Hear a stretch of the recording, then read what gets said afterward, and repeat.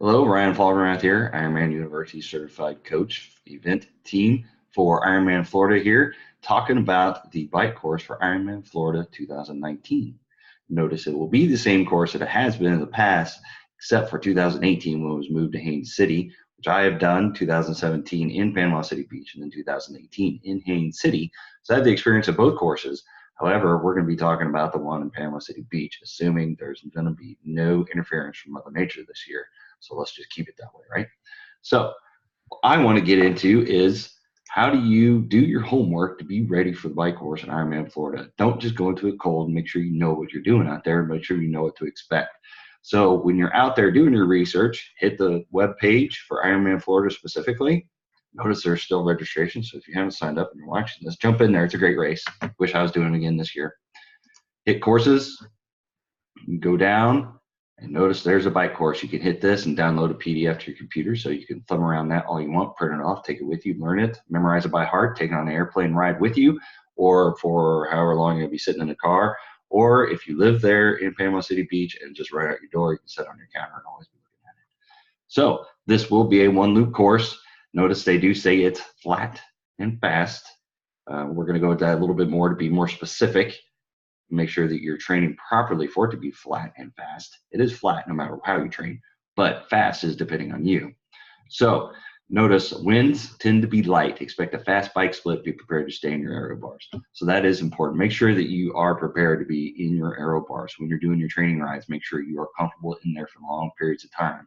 If you need a bike fit to make yourself comfortable, get one because you're going to need it. And you've got still at this point a couple of months left to go out there and make sure that your bike fit is on point, because 112 miles, you will be in aero. You could be on there 100% of the time in aero position, except maybe you're getting a water bottle, and you want to be comfortable that entire time. I know personally I have some minor back issues, so just make sure that you're ready for a 112 miles in the saddle pedaling the entire time. So what I want to do is kind of go over the course a little bit more specifically, kind of the points that I think you want to kind of keep in mind when you're out there riding. So when you're going through and you're hitting Arnold Road here, so this is Arnold Road or 79 Highway, so you'll be riding quite a bit of the race on that road. So coming out of transition here, just make sure that you're not, caught in the moment. You don't have that anxiety, you don't have the adrenaline built up, and you're not just hammering that pedals, to make your goal speed or whatever you're trying to do. Make sure that you're reserved, you're keeping that energy, you're getting hydration, you're getting nutrition after the swim, especially with all that salt water in your mouth. You want to make sure you can wash it out, get some water, get some Gatorade, sports drink, or whatever. So you're on Arnold Road, and you'll experience, at least in 2017, I had a minor tailwind. When I say minor, 3 to 5 miles an hour. Really, typically, you're not going to get that high of wind speed. There have been years where they have experienced wind gusts 34 miles per hour. They had to cancel the swim because of rough chop. So be prepared for anything out there, but typically you will not have much in the way of headwind and tailwind. You'll get a little bit, so you will experience a headwind. The tailwind, it will feel nice, and it'll give you a little bit more pep in your pedals. So you can use that to your advantage. The surface on 79 is, I'd call it like a chip seal. It's not perfectly smooth unless they've gone back and repaved it and done some work since 2017. But just be prepared. You're going to lose a little bit of rolling resistance there when you're going through 79 Highway. When you hit Captain Fritz Road, Highway 20, take that right, you get a minor headwind. So just make sure that you're not, just cramming on the pedals, but make sure you're not just sitting back and spinning. Make sure if you're training by power, you're hitting your power zones. If you're training by heart rate, you're hitting heart rate zones. Really, there's no steep climbs, there's no descents, there's nothing that should really change the variable besides a little bit of a headwind or a tailwind. So make sure that you're staying on top of your metrics and you're riding through, and you're just, you're going to have a long flat stretch in aero bars, and just make sure that you're hitting your metrics or hitting your perceived rate of exertion, whatever you're going by. This is the place to be hitting it. And this would be opportunity maybe to put a little bit more on there so you get a little bit more bang for your buck when you're putting your energy into your pedals. So when you hit 77, you take that right, and you're going to hit this loop. This is where you're going to experience a little bit, maybe some more crosswinds, headwinds. The roads aren't exactly the best. It's a little bit tight, so there might be a little bit of traffic while you're going through. Really, personally, it wasn't the best section for me. I know there's a little bit more terrain, a little bit more rolling hills in there. So definitely you're going to have to do a little bit more work back here. So just make sure this first half you're not really killing yourself, because when you get back up to Highway 20, Captain Fritz Road, oh man, this is where a tailwind was at. And for miles, you're feeling it. You're in the groove, you're pedaling. This is where you don't want to really just like hammer it to get top speed, but 20 miles per hour, if that's what you're comfortable at, that should be no problem. This is where you really get in your aero bars, your aero helmets, your race wheels, whatever you got is going to pay dividends on this stretch on Highway 20. So make sure heading up north on 79, you're not spinning yourself. Heading east on 20, you're not really taxing yourself and hitting this little loop, because you want to be ready on Highway 20. You want to be ready to settle in, get a nice cadence, and find your zone and just ride that all the way back to 79. So once you hit 79, this is where it really starts grinding a little bit. You're going to hit the tail end of the race. So you'll be tired. You're going to start being ready to get off your bike.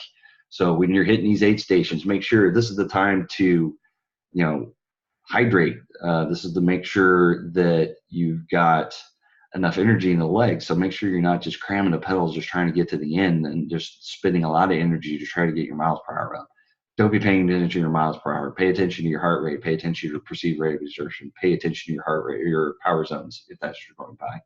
So just be consistent on this stretch, because when you go up north, you hit that turnaround, hit south, you're probably getting a little bit more of a tailwind. Like I said, the road isn't exactly 100%, glass smooth. So you're going to be riding along, and it's just going to be consistency. This is where your training's really being kicking in. Did you do your long rides? This is really where it's going to come out. Did you do your long rides? Are you comfortable in the aero position? Or did you get your bike fit all set up?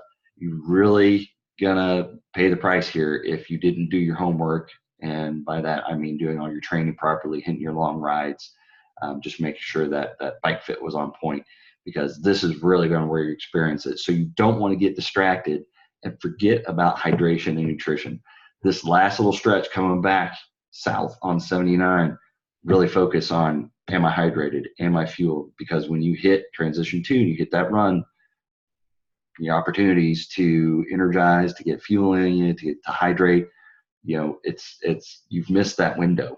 Once you start running, you're going to miss the opportunity to hydrate, because basically you'll be running out there and you'll be sweating more than you can take in. So this section is key and critical. Once you get to this little section here where you turn left off of Highway 79, you're starting to come back in transition. This is a point where you maybe want to get up and stretch the hamstrings a little bit, the quads, the calves, do things like that. Maybe cut off a little bit of nutrition just in case if you have GI issues on the run, if you have a full stomach. But while you're on 79, man, make sure you're hitting that water. Make sure you're hitting your nutrition. Make sure you're going through your mental checklist of everything you got to get ready to do your 26.2 mile run, because this is a perfect opportunity. Again, it's flat. You'll be in aero position most of the time. This is the point. Really, don't check out. Stay with me. Don't check out. When you're going through, go through the mental checklist. I keep saying it. I know I'm being repetitive, but this is a key opportunity right here in 79 North. Like I said, you're going to probably have a little bit of a headwind, so don't try to cram it all in to try to make up that last little bit to get up to your ideal speed or bike split or whatever you want to get for time. Just take what the day gives you, manage it the best you can, and get ready for 26.2 miles of running excitement in Panama City Beach. So that's basically kind of my key tips and overview of the bike course for Ironman Florida 2019. If you've got any more questions, hit us up in the comments section of this video, and we will try to address any questions that you have. Thanks for watching, and we'll see you out there on race day.